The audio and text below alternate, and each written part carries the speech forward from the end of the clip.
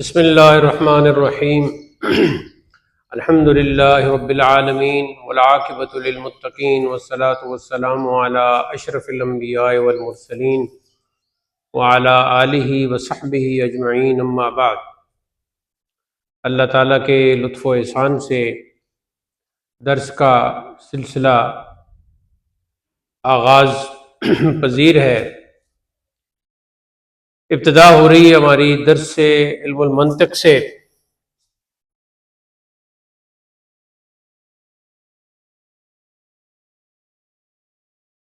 आज नंबर 14 होगा। इब्तिदा होगी अक्स। हमारा जो आज के सबक का होगा वो है अक्स। तनाकुज़ हमने पढ़ लिया था और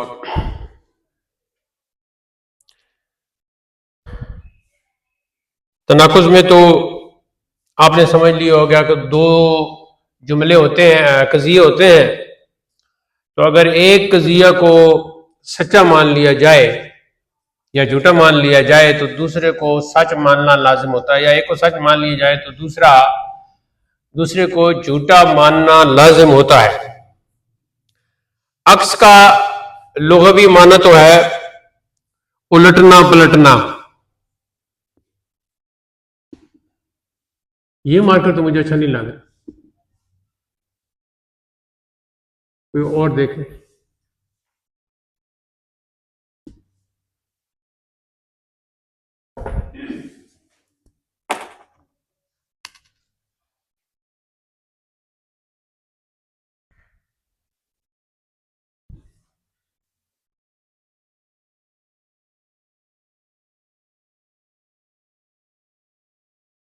अक्स की किस्में। अक्स का लुग़वी माना है जी उलटना पलटना। उलटने पलटने को अक्स कहते हैं। और इसकी दो किस्में हैं, अक्से मुस्तवी और अक्से नकीस।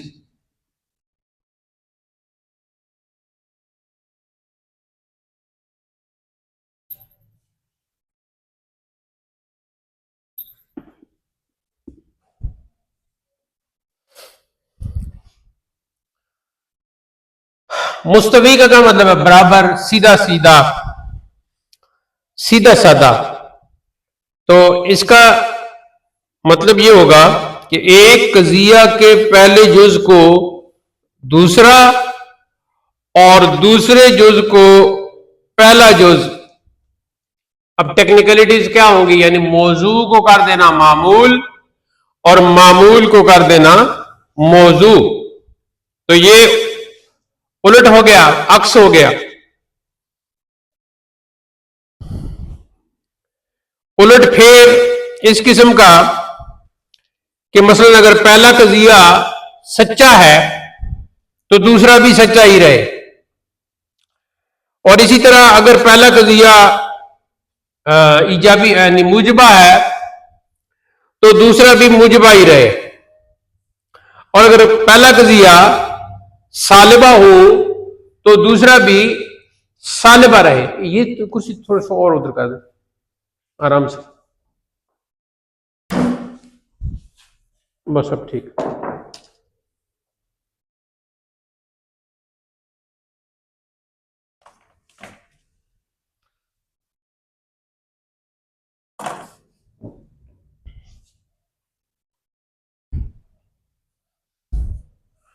और अगर पहला कजिया सालबा हो तो दूसरा भी सालबा ही हो, तो इस दूसरे उल्टे हुए कजिए को पहले कजिए का अक्स मुस्तवी कहेंगे। अब मिसाल, हर इंसान जानदार है।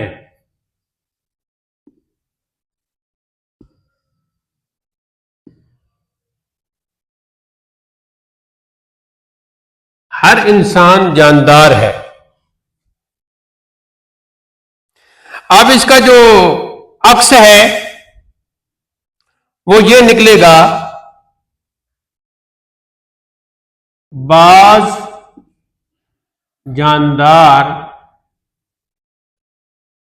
इंसान है।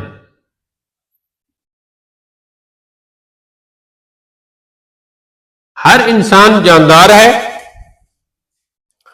और अक्स इसका बन जाएगा बाज जानदार इंसान है।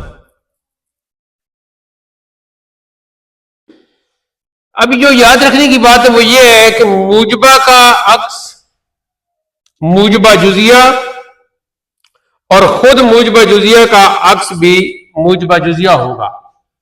तो मिसाल के तौर पर एक तरफ है जी मूजबा, अब अक्स क्या होगा, पहले कुलिया कर लें, मूजबा कुलिया, तो उसका अक्स क्या होगा, मूजबा जुजिया।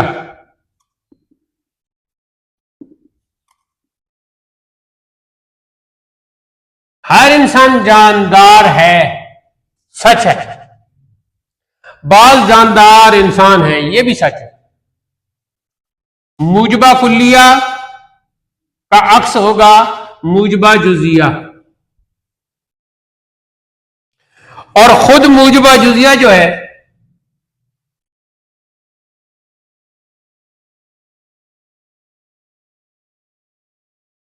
उसका अक्स जो है मूजबा जुजिया ही होगा।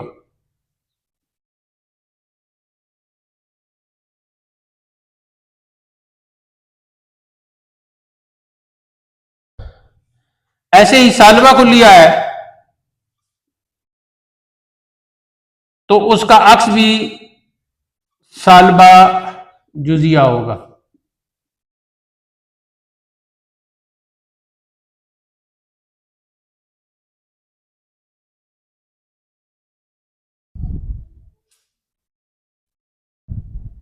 नहीं, सालबा कुलिया का अक्स सालबा कुलिया होगा।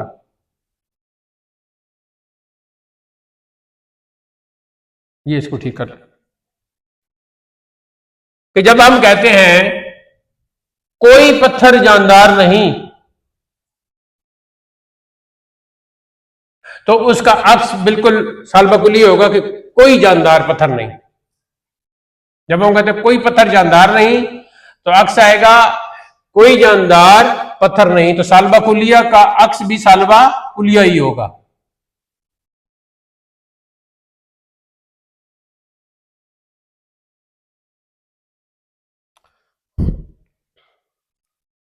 मिसाल क्या है जी, कोई पत्थर इंसान नहीं,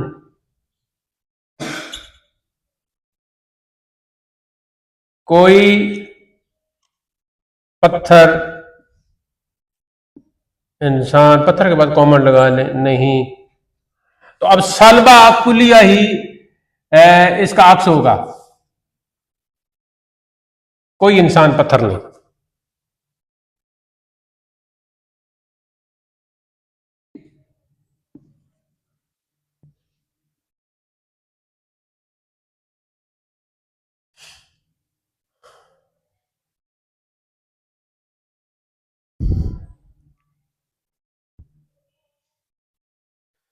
आगे कहते हैं जी,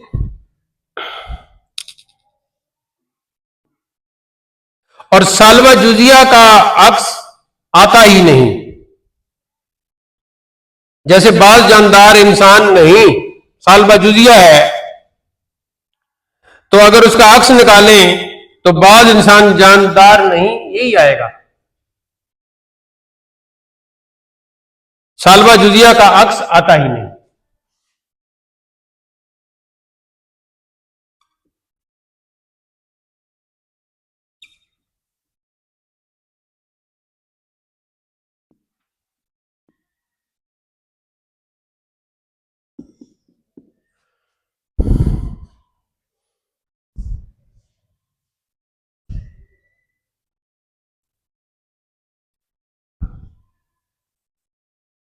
क्योंकि जब हम कहते हैं ना बाज जानदार इंसान नहीं, तो आगे भी जुजिया ही इसका अक्स में, वहां भी बाज लगाना है, तो हम कहेंगे बाज जानदार इंसान नहीं, तो इसका आएगा जी बाज इंसान जानदार नहीं,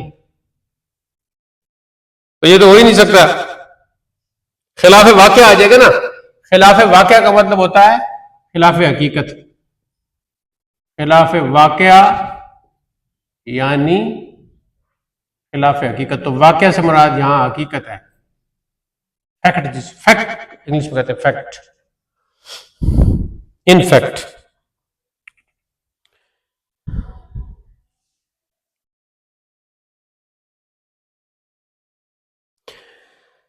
वैसे सालवा जुजिया का आग सालवा जुजिया कभी सच्चा भी होता है, मगर उसका एतबार नहीं किया जाता। जैसे बाज अंग्रेजी दान दीनदार नहीं, तो इसका अक्स आएगा बाज दीनदार अंग्रेजी दान नहीं। यहां तो वो सच आ गया, लेकिन इसका वो कोई नहीं, कोई एक मिसाल से या एक कोई थोड़ी सी कोई चीज हो तो उसको न होने से, किसी चीज कोई थोड़ी सी किसी चीज का होना न होने से ताबीर किया जाता है, इसलिए कहा जाता है वो शाज में आता है। ठीक है जी। तो शाज जो होता है ना, शाज नादिर चीज को कोई एक दफा हो जाए तो उसको कहते हैं शाज। तो अशाजो कल मादूम, ये अरबी में कहा जाता है, अशाजो कल मादूम में, कि जो शाज होता है कभी कभार जो होने वाला है। हाँ बंद कर दे, ये पर्दा आगे कर दे। तो फिर क्या होगा, अशाज कल मादूम है, शाज जो होता है वो न होने की तरह होता है। जैसे कहते हैं ना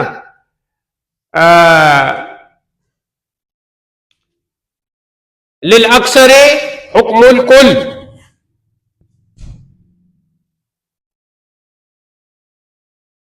लिल अक्सरे हुक्मुल कुल्ले, कि अक्सर के लिए कुल का हुक्म होता है, कि अक्सर तालिबात अगर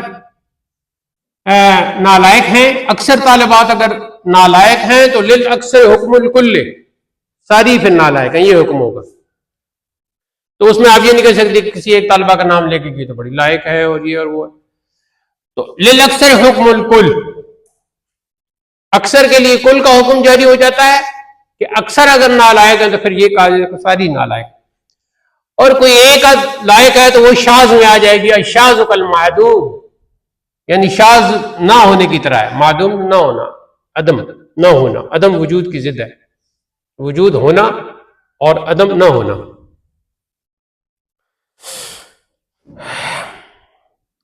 अब आते हैं जी अक्से नकीज की तरफ। इसका मतलब यह है कि मौजू और मामूल दोनों की नकीज लेकर मौजू की नकीज को मामूल और मामूल की नकीज को मौजू बना दिया जाए, और ये इस तरह हो कि मौजू और मामूल की पिछली जो सच्चाई है या झूठ है वो बदस्तूर बाकी रहे। तो अब अक्से नकीज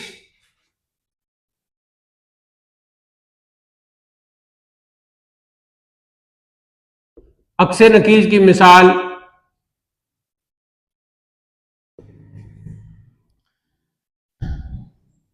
हर इंसान जानदार है, हर इंसान जानदार है। तो अब हमने पढ़ा क्या है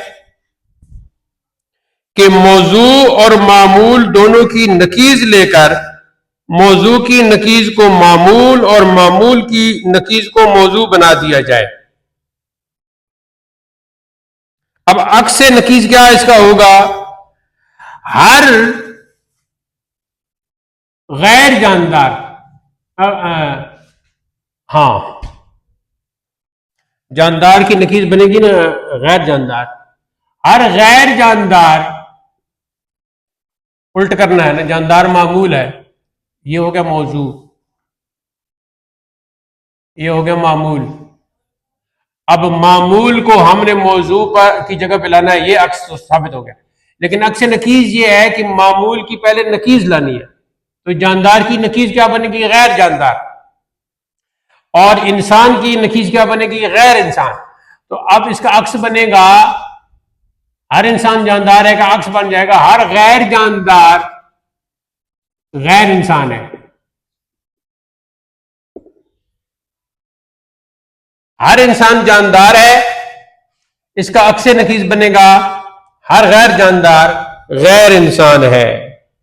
तो अब क्या इसका मतलब ये हुआ कि मौजू और मामूल की जो पहली सच्चाई थी या झूठ जो भी था वो बदस्तूर बाकी रहे, तो ये इस तरह होगा अक्स नकीज में। अब हम हुज्जत की मजीद तफसील पढ़ते हैं और थोड़ा सा पहले पढ़ लेते हैं किताब से, फिर उसको समझ लेते हैं। अब जानी पहचानी जो तस्दीकात है हुज्जत का, तो हम पहले पढ़ चुके हैं। हुज्जत और दलील क्या है कि दो किस्म की तस्दीकात है। एक वो तस्दीकात हैं जो जानी पहचानी तस्दीकात है।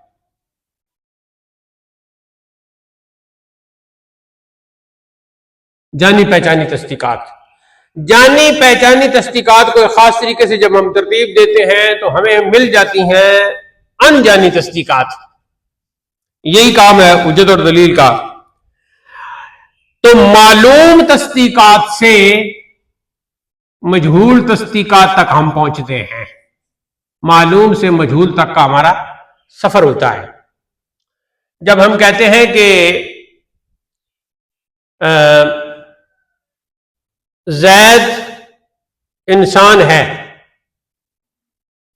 जैद इंसान है, और फिर कहते हैं कि हर इंसान सांस लेता है, तो नामालूम तस्दीक हमें मालूम हुई कि जैद सांस लेता है। हमने कहा जैद इंसान है, ये एक तस्दीक हो गई। फिर एक और तस्दीक आई, हर इंसान सांस लेता है। तो नतीजा जब दोनों को जोड़ा तो नतीजा निकला कि जैद सांस लेता है। क्यों? क्योंकि जैद इंसान है, और जब जैद इंसान है, हर इंसान के बारे में हम कह चुके हैं कि वो सांस लेता है, और जैद भी हम पहले कह चुके हैं कि इंसान है, लिहाजा जैद सांस लेता है। अब जिन जानी हुई तस्दीकात से ना जानी हुई अनजानी हुई तस्दीकात का इल्म होता है, उन तस्दीकात को हम पहले पढ़ा हैं, हम क्या कहते हैं? हुज्जत, यानी मंतिक की जुबान में, और दूसरा नाम उसका क्या है? दलील। ठीक हो गया। जानी पहचानी जो मालूम तस्दीकात हैं, उनके जरिए जब अनजानी यानी मजहूल तस्दीकात का जब इल्म हासिल किया जाता है तो इसको हुज्जत कहते हैं। हुज्जत का लफ्ज़ी माना क्या है? गालिबाना, गालिबाना। तो यानी गलबा, गालिबाना या गलबा लिख लें, जो जिस तरह भी। तो चूंकि इंसान इसकी मदद से, इस हुज्जत की मदद से, इस दलील की मदद से मद्दे मुकाबिल पर गालिब आ जाता है। मिसाल के तौर पर एक इंसान कहता है कि जैद सांस नहीं लेता, तो आप हुज्जत कायम करके दलील दे के कहती हैं कि देखो जैद इंसान है और हर इंसान सांस लेता है, लिहाजा साबित हो गया कि जैद सांस लेता है। तो आप ये हुज्जत कायम करके, ये दलील कायम करके उस पर गालिब आ गई। अब ये जो हुज्जत है ना, इसकी तीन किस्में हैं। हुज्जत की किस्में, यहां से आपका असल सबक शुरू हो रहा है। पहली किस्म है जी कियास, दूसरी है जी इस्तिकरा, आखिर में हमजा, और तीसरी है जी तमसील। मसला युमस्सिलु तमसीलन, बाब तफईल। क़यास, इस्तिक़रा और तमसील। आज कोई अंदाजा नहीं हो रहा, वीडियो तो बन रही है लेकिन ये अंदाजा नहीं हो रहा कि कैमरा जो है वो किस हद तक हमें कवर कर रहा है। तो पता नहीं वो साइड जो है वो कैमरे में, अच्छा।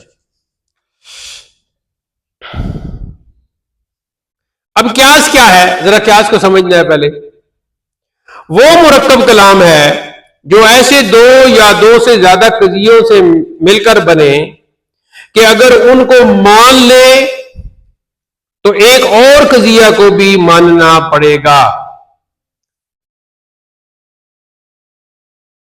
वो मुरक्कब कलाम है, क्यास वो मुरक्कब कलाम है, या ऐसे दो या दो से ज्यादा कजिए हैं, दो या दो से ज्यादा मिलकर कजियों से मिलकर बनने वाला एक ऐसा कलाम है क्यास कि अगर उनको मान लें, उन दो कजियों को मान लें तो एक तीसरे कजिए को भी मानना पड़ता है।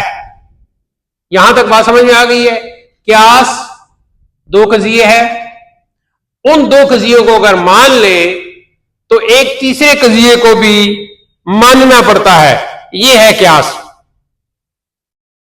और ये जो तीसरा कजिया होता है जिसको मानना पड़ता है, इस तीसरे कजिए को क्यास का नतीजा कहते हैं। तीसरे कजिए को क्यास का नतीजा कहते हैं। ठीक है जी। अब मिसाल यही ले लेते हैं, आगे नई मिसाल की जरूरत नहीं। जैद इंसान है, एक कजिया, हर इंसान सांस लेता है, दूसरा कजिया। इन दोनों कजियों को अगर हम मान लें तो एक तीसरे कजिए को मानना पड़ेगा और उसको कहते हैं क्यास, और उसको कहते हैं क्यास का नतीजा, और वो है जैद सांस लेता है। जब हमने मान लिया कि जैद इंसान है और हर इंसान सांस लेता है, तो तीसरा कजिया जो नतीजा के तौर पर होगा, क्यास का नतीजा, वो मानना पड़ेगा कि जैद सांस लेता है। ऑटोमेटिकली मानना पड़ेगा। यहां एक और मिसाल लिख लें, जैसे हर इंसान जानदार है,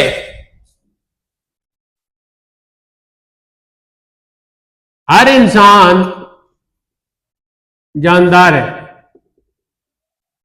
ये एक कजिया है। अब दूसरा कजिया है जी, और हर जानदार जिस्म है। दूसरा कजिया ये है। पहला कजिया है हर इंसान जानदार है, एक और कजिया है जी और हर जानदार जिस्म है।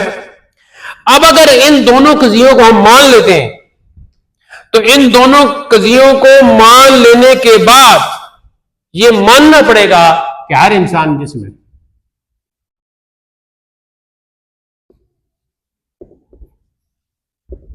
हर इंसान जानदार है और हर जानदार जिस्म है, तो फिर हर इंसान जिस्म है, क्योंकि इंसान जानदार है। हम ऊपर पहले कहे हैं।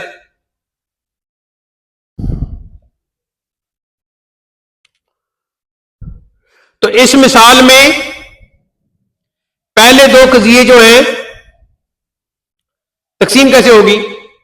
पहले दो कजियों को हम कहेंगे क्यास, और आखिरी जो कजिया है जिसको मानना पड़ेगा उसको कहेंगे नतीजा। यहां पहले दो कजिए जो हैं, ये हो गया क्यास, और ये जिसको मानना पड़ेगा ये हो गया नतीजा। वहां तो जगह कम है, काफ नून लिखा है ना, आप पूरे लिखें क्यास और नतीजा।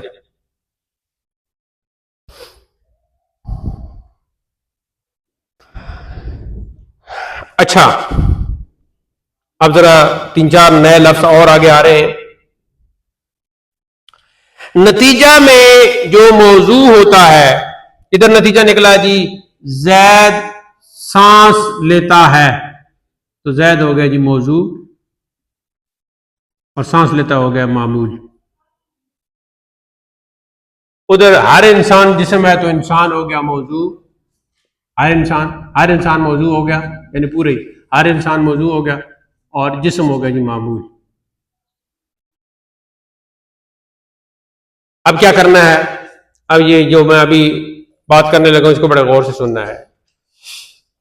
पहले जो तीन कजिए थे उनके बारे में हमें पता चल गया कि दो कजियों को जब हम मान लेते हैं, तीसरे को खामखा मानना पड़ता है। तो पहले दो जो कजिए होते हैं उन्हें क्यास कहा जाता है, और तीसरा कजिया जिसको मानना पड़ता है उसे नतीजा कहा जाता है। अब आगे चलते हैं। नतीजा जब निकलता है, उधर नतीजा निकला है हर इंसान जिस्म है, इधर नतीजा निकला है जैद सांस लेता है। नतीजा में जो मौजू होता है उसको असगर कहते हैं। उसको क्या कहते हैं? असगर कहते हैं। और जो मामूल होता है उसको अकबर कहते हैं। अब दो लफ्ज नए आ गए, असगर और अकबर। आगे जाके इसी का ही हम मुअन्नस पढ़ेंगे। मैं फिर बोलता हूं, जब दो कजियों को हम मान लेते हैं तो एक तीसरे कजिए को मानना हम पर लाजिम हो जाता है। तो पहले दो कजियों को क्यास कहा जाता है, और जो नतीजा जो जिस तीसरे कजिए को हमें मानना पड़ता है और हम मान लेते हैं उसको नतीजा कहा जाता है। यहां तक बात समझ में आ गई। अब जो नतीजा जिसे हम कहते हैं, यानी पूरा कजिया होता है ना नतीजा, तो ज़ाहिर कजिया मौजू और मामूल से बनता है।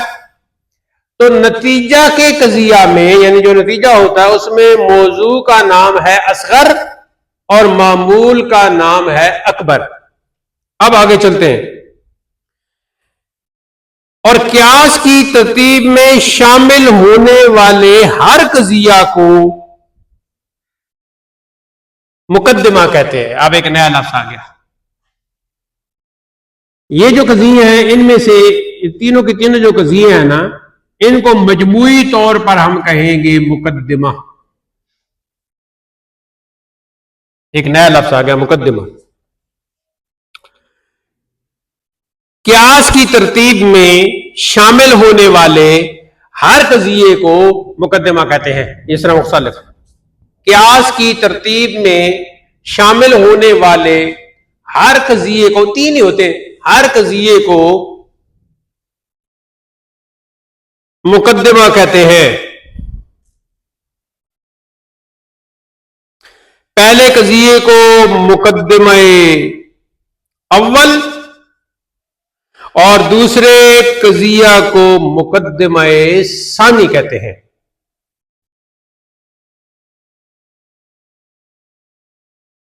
पहले कजिया को मुकद्दमा अव्वल और दूसरे कजिया को मुकद्दमा सानी कहते हैं। तो जैद इंसान है मुकद्दमा अव्वल और हर इंसान सांस लेता है मुकद्दमा सानी।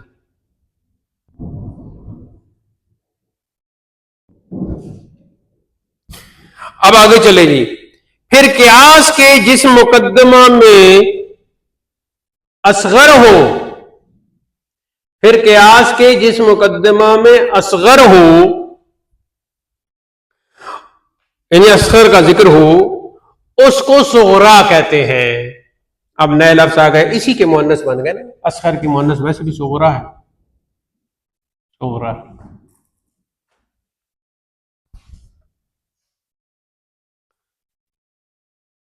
और जिस मुकद्दमा में अकबर का जिक्र होगा उसको कुबरा कहते हैं। अकबर के मुअन्नस क्या है? कुबरा। अकबरो कौन सा सिगा है? अकबरो कौन सा सिगा है? अकबरो कौन सा सिगा है? चले, तो अब क्या होगा? तो फिर क्यास के जिस मुकद्दमा में असगर का जिक्र हुआ हो उसको सुगरा, और जिस मुकद्दमा में अकबर का जिक्र हो उसको कुबरा कहते हैं। आगे चलते हैं। असगर और अकबर के अलावा क्यास में जो चीज बार बार आए, असगर और अकबर के अलावा, अलावा एन के ऊपर जबर, असगर और अकबर के अलावा जो चीज बार बार आए उसको हद्दे औसत कहते हैं। हद्दे औसत, उसको हद्दे औसत कहते हैं। जेर जबर बिल्कुल पूरा लिख लिया करें ना, ताकि बाद में आपको किसी किस्म की कोई दिक्कत ना हो। जिस मुकद्दमा में असगर होगा, असगर का जिक्र होगा, उसको उस मुकद्दमा को सुगरा, जिस मुकदमा में अकबर का जिक्र होगा उस मुकदमा को कुबरा, और जो चीज बार बार आए उसको कहेंगे हद औसत।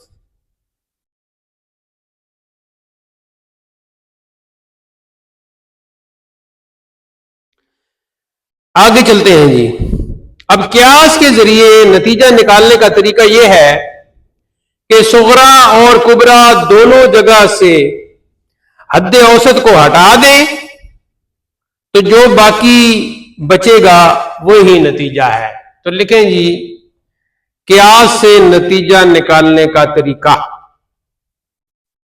क्यास से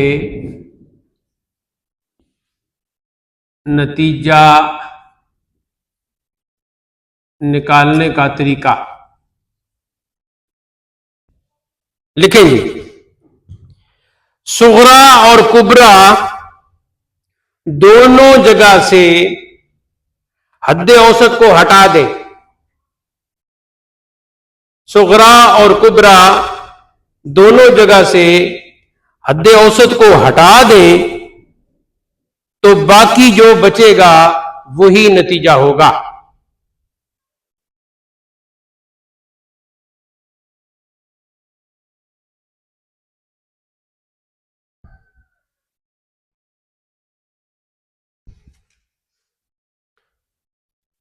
अब हद औसत को असगर और अकबर के साथ मिलाने से, ये भी लिखें, हद औसत को असगर और अकबर के साथ मिलाने से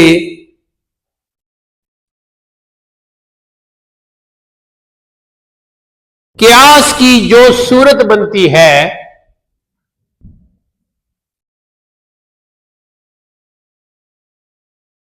हद औसत को असगर और अकबर के साथ मिलाने से क्यास की जो सूरत बनती है उसको शक्ल कहते हैं।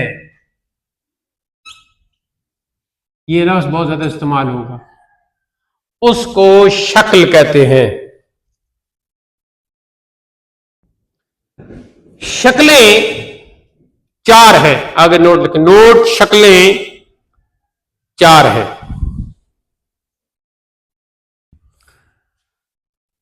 तो अरबी में क्या कहेंगे, अशकाल अरबा। अब शक्ल का जो लफ्ज है ना, सूरत के माना पे भी आता है, पूरा इंसान भी मुराद होता है, ठीक है। तो कभी मोहब्बत के अंदाज में भी शक्ल का इस्तेमाल होता है, कितनी प्यारी शक्ल है, और कभी गुस्से में होता है कि ये किसने तोड़ा है, ये कप, तो किसी जिसने तोड़ा उसकी तरफ इशारा करके कहेंगे कि ये शक्ल बैठी। तो ये मुख्तलिफ अंदाज में इसको इस्तेमाल करते हैं। शक्ल का एक माना मुश्किल भी होता है, जिसकी जमा आ गई अशकाल। या रसूलुल्लाह उन्जुर हालना, या हबीबल्लाह इस्मा कालना, इन्ननी फी बग़र गम मुग़रक़, खुज़ यदी सहिल लना अशकालना। वहां अशकाल शक्ल की जमा, शक्ल बमाना मुश्किल है, मुसीबत। अब शक्ल अव्वल क्या होगी, ये चार ही शक्लें, इनको समझना है, ये मंतिक में चार ही शक्लें हैं, इनको समझना है। ये अगर चार शक्लें आ गई, समझ आ गई, तो एक शक्ल जो है, शक्ल अव्वल ही की ज्यादा जो है वो अहमियत है। तो इस शक्ल अव्वल को जरा समझना है। शक्ल अव्वल क्या बनी कि अगर हद औसत सुगरा में मामूल और कुबरा में मौजू हो तो उसको शक्ल अव्वल कहते हैं। और इसकी मिसाल क्या है जी, हर इंसान जानदार है और हर जानदार जिस्म है, और फिर हर इंसान जानदार है और हर जानदार जिस्म है, तो फिर हर इंसान जिस्म है। यह है हमारी शक्ल अव्वल। तो कैसे हुआ जी, इसकी एक तस्वीर बनाएं।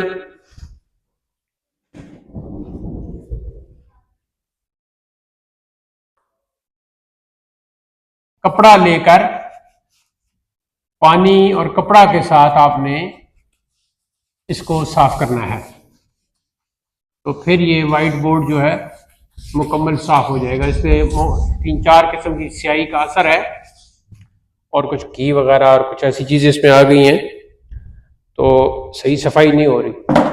तो इसको कपड़ा के साथ, साबुन के साथ, पानी के साथ एक दफा धो देना है। चलो जी, ये बनाते हैं अब मुकद्दिमा अव्वल।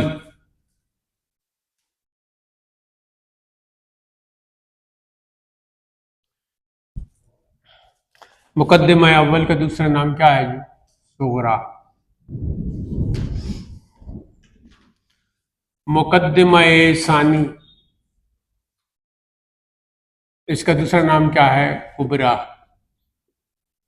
मुकद्दिमा अव्वल सुगरा, मुकद्दिमा सानी कुबरा। अब मुकद्दमा अव्वल के भी दो हिस्से होंगे ना, और मुकद्दमा कुबरा के भी दो हिस्से होंगे। तो मुकद्दमा अव्वल जो सुगरा है उसके मौजू को क्या कहते हैं? असगर। और मुकद्दमा सानी कुबरा के मौजू को क्या कहते हैं? अकबर।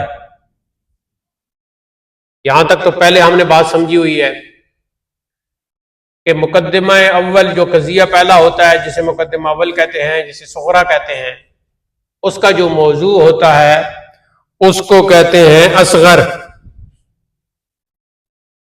और उसके मामूल को क्या कहते हैं? हद औसत।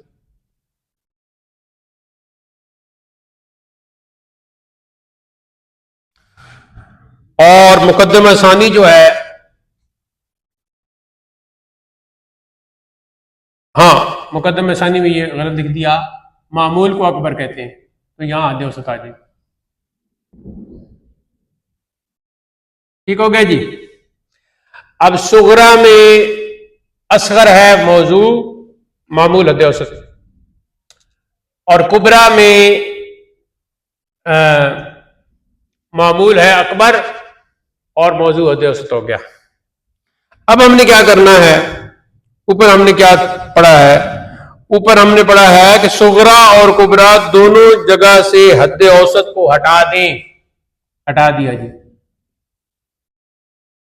ठीक है जी। दोनों जगह से हद औसत को हटा दें तो जो बाकी बचा है वो नतीजा होगा। अब मुकद्दमा अव्वल हमारा है जी, हर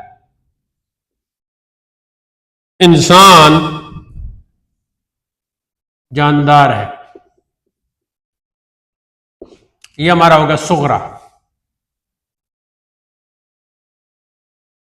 अब आता है जी कुबरा। कुबरा है जी हर जानदार और हर जानदार जिस्म है। अब हमारा आएगा जी नतीजा। तो नतीजा क्या निकलेगा? हर इंसान जानदार है और हर जानदार जिस्म है, तो नतीजा क्या निकलेगा? हर इंसान जिस्म है। सुगरा हमारे पास था हर इंसान जानदार है, तो इंसान हो गया असगर और जानदार हो गया हद औसत, इसको निकालें। और कुबरा में हर जानदार जिस्म है, तो यहां क्या है? जानदार हद औसत और जिस्म जो है वो अकबर है, इसको कायम रखेंगे। हद औसत दोनों जगह से हमने खत्म कर दी, तो क्या नतीजा निकला? हर इंसान जिस्म। समझ में आया नहीं आया? शाहवार, ठीक है, ये इसका मतलब है, उसकी सिफत बयान की गई है। बड़ा, दुर्रे शाहवार का मतलब है बड़ा मोती। तो नाम आपका कितना खूबसूरत रखा गया है, बहुत ही बेहतरीन नाम रखा गया है। अब यही दुर है, यही मोती है, जो इल्म की गहरी और बड़ी बात होती है उसको भी कहते हैं दुर, ठीक है। लेकिन दुर्रे शहवार में, और एक और उसके मुकाबले में है दुर्रे मकनून। दुर्रे मकनून ये छुपा हुआ मोती है। कौन सा? आपको पता होना चाहिए कि एक चीज है ये, इसे कहते हैं सदफ। इसको अरबी में सदफ कहते हैं, इसको हिंदी उर्दू में सीपी कहते हैं। इसके दो पार्ट होते हैं, ऐसे दो प्लेटें समझ लें आप। दो प्लेटें, एक प्लेट नीचे पड़ी है, एक उसके ऊपर उल्टी रखें तो बन जाती है सदफ। जब बारिश होती है तो जैसे बारिश की ये बूंदें यहां फर्श पर गिरती हैं, ऐसे समुद्र के पानी में भी गिरती हैं। जाहिर है समुद्र इसी तो ऊपर बादल बनते हैं ना।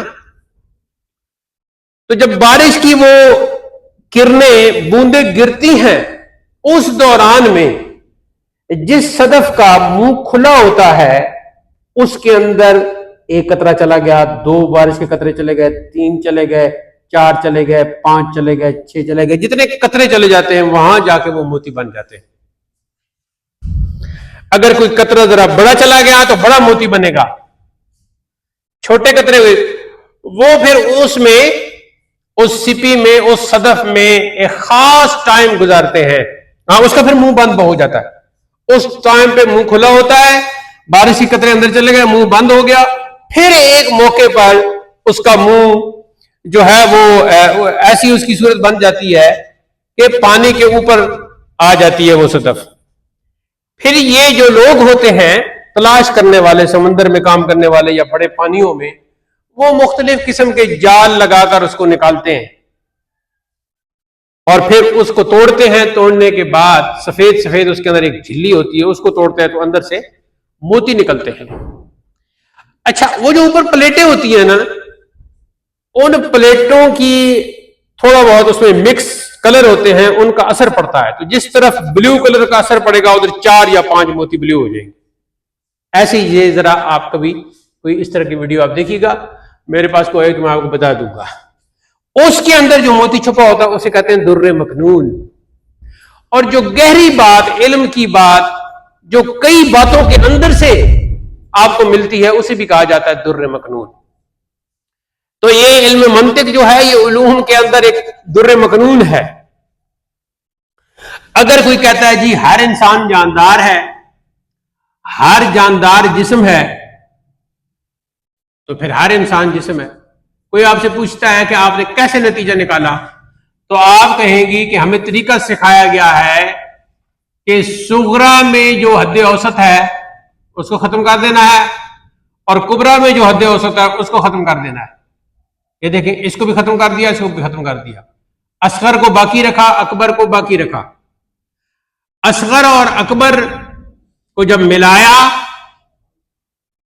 तो ये तो खत्म हो गया था ना, ये भी खत्म हो गया था, तो यही रह गया था। तो ये नतीजा निकला हर इंसान जिसमें। समझ में आ गया आपके? अच्छा जी, आज हमने क्या सीखा? आज हमने अक्स के बाद जब हम आगे क्यास की तरफ, हुज्जत की तरफ बढ़े, तो उसको जब हमने समझना शुरू किया, क्यास की जब बहस हमने शुरू की, तो हम नया लफ्ज हमने सीखा है कि दरअसल हुज्जत और दलील यह है कि हम क्यास करें और फिर क्यास करने के बाद एक नतीजा निकलेगा। तो हमारी समझ में आ गया। फिर हमें बताया गया कि क्यास जब करोगे तो वहां आपको 2 कजिए लाने पड़ेंगे। एक कजिया को कहा जाएगा मुकद्दमा अव्वल, दूसरे कजिए को कहा जाएगा मुकद्दमा सानी। फिर यह बताया गया कि मुकद्दमा अव्वल को सुगरा कहते हैं, मुकद्दमा सानी को कुबरा कहते हैं। उसकी वजह यह है कि सुगरा में मौजू असगर होता है और प्लस हद औसत, और कुबरा में मामूल अकबर होता है। ठीक है, और दोनों कजियों को सुगरा कुबरा कहते हैं। सुगरा कुबरा को इस अंदाज से मिलाना कि उनमें हद औसत को खत्म कर देना, तो फिर एक नया कजिया नजर आता है, हमें मिलता है, हासिल होता है। उस कजिए का नाम है नतीजा। तो पहले दो कजिए गोया क्यास बन जाते हैं और तीसरा कजिया नतीजा बन जाता है। ये जो है कि सुगरा हद औसत सुगरा में मामूल है ना, असफर तो मौजू हो गया। हद औसत सुगरा में मामूल है और इधर है हद औसत कुबरा में मौजू है। क्या मतलब कि अगर हद औसत सुगरा में मामूल हो और कुबरा में मौजू हो तो इसको कहते हैं शक्ल अव्वल। तो चार ही शक्लें हैं, तो शक्ल अव्वल। अब शक्लें कैसे बनेगी? बाकी तीन शक्लें इसी तरह बनेगी। सुगरा में हद औसत मौजू हो, मामूल हो और कुबरा में मौजू हो तो शक्ल अव्वल। फिर यह भी हो सकता है कि हद औसत सुगरा में मौजू हो और कुबरा में मामूल हो। हद औसत सुगरा में मामूल हो, मौजू हो और कुबरा में भी मौजू हो या मामूल हो। दोनों जगह मौजू हो, दोनों जगह मामूल हो, दो शक्लें ये होगी। तो इसके उल्ट हो तो एक शक्ल बन गई। ठीक हो गया। पहली शक्ल क्या है? जब बार बार आप शक्ल देखेंगी हमारी तो पता चल जाएगा। जब सुगरा में हद औसत मामूल हो और कुबरा में मौजू हो तो ये शक्ल अव्वल है। इसका उल्ट करेंगे तो एक और शक्ल बन गई। दोनों जगह मौजू हो हद औसत तो ये एक शक्ल बन गई, दोनों जगह मामूल हो तो ये एक शक्ल, पांचवी शक्ल बन ही नहीं सकती मैथ के तरीके से अगर देखें तो आप। तो ये है जी शक्ल अव्वल। इंशाअल्लाह कल का जो हमारा दर्स है वो उसमें फिर शक्ल अव्वल को हम डिस्कस करेंगे, फिर शक्ल सानी को समझेंगे। वैसे चारों शक्लें हमारी समझ में आ गई कि जब पहली शक्ल हमारी समझ में आ गई ना कि हद औसत सुगरा में हद औसत अगर मामूल हो और कुबरा में हद औसत अगर मौजू हो तो ये शक्ल अव्वल है। इसके उल्ट हो तो अगली शक्ल है। दोनों में मौजू हो तो ये अगली शक्ल है, दोनों में मामूल हो तो ये अगली शक्ल है। चार ही शक्लें बनती हैं।